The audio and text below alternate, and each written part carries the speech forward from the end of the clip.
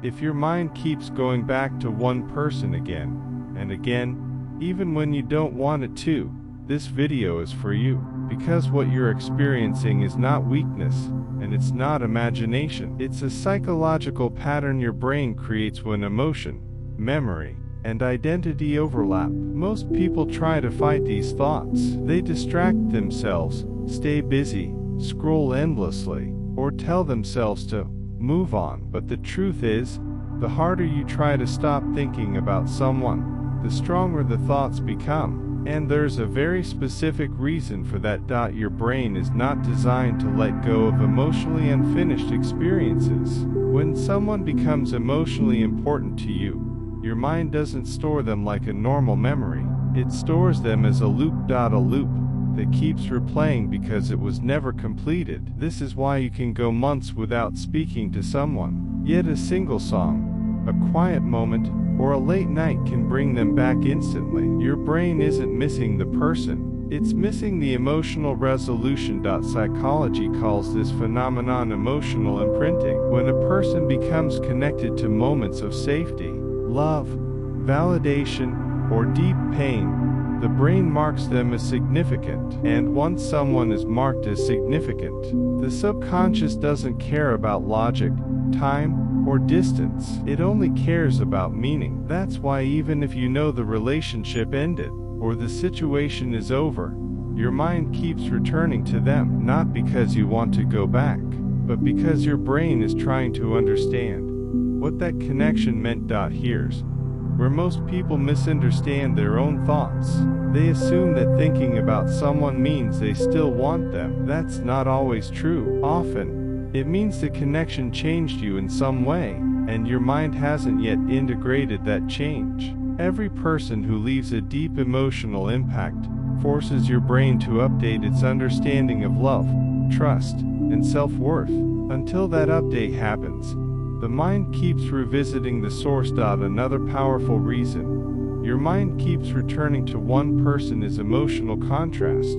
If someone made you feel intensely seen, valued, or emotionally alive, your brain compares every calm moment afterward to that intensity. The silence feels louder, the absence feels heavier, and your thoughts fill that space. This doesn't mean the connection was healthy. It means it was intense, and intensity is something the brain remembers. But here's something important most people don't realize. Thinking about someone doesn't always mean the bond is still alive. Sometimes it means the lesson is. Your mind replays people who were mirrors, people who exposed parts of you that needed healing, boundaries, or self-understanding. The mind doesn't hold on to faces, it holds on to meanings. And until the meaning is understood, the face remains. This is why forcing yourself to forget someone never works. Suppression actually strengthens memory.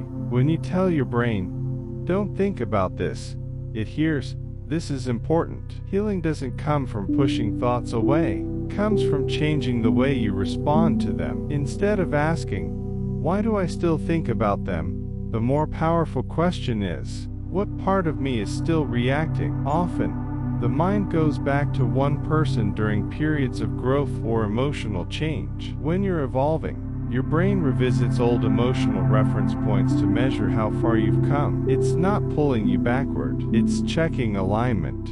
That's why thoughts can resurface even after you've healed, not to reopen wounds, but to show you how different you are now. There's also a biological component. Strong emotional memories activate dopamine and oxytocin pathways. These chemicals are linked to bonding and reward. When the brain remembers a person associated with those chemicals, it briefly reactivates the feeling, not because the present needs it, but because the brain remembers how it once felt.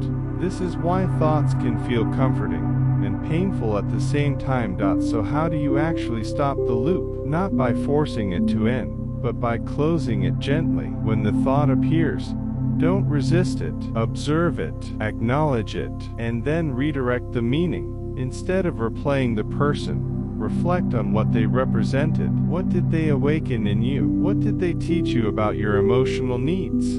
What boundaries did they reveal? When the meaning is understood, the mind no longer needs the symbol. True closure doesn't come from answers from another person. It comes from clarity within yourself. When the lesson is learned, the mind becomes quiet, not because the person no longer matters, but because they no longer control your inner world. And that's when true emotional freedom begins. Welcome to Unspoken Psychology, where the thoughts you feel but can't explain finally make sense.